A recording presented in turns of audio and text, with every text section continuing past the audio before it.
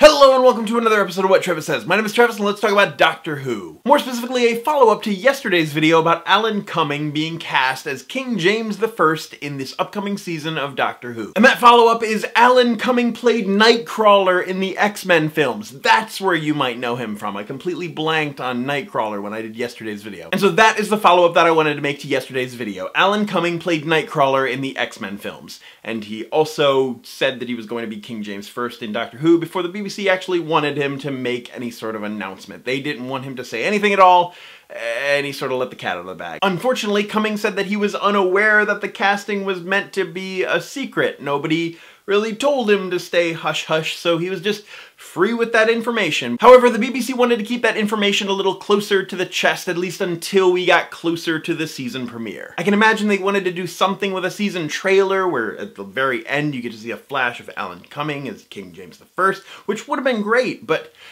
they kinda have that spoiled now. In a video message on Twitter, Alan Cumming posted that he unintentionally let the cat out of the bag and now everybody knows that he's going to be in an episode of Doctor Who. Oops. And that he did so before Doctor Who told him that it was supposed to be a big secret.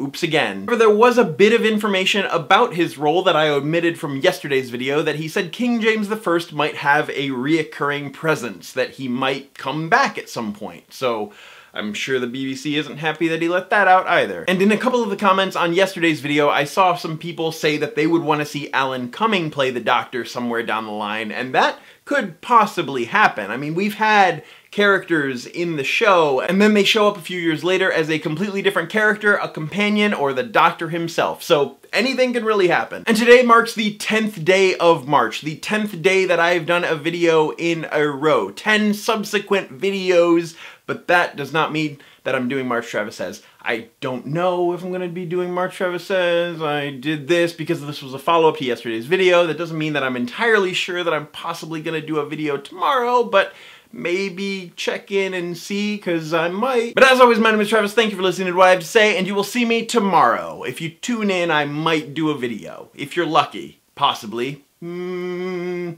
should check back. I don't want to say trust me, but trust me.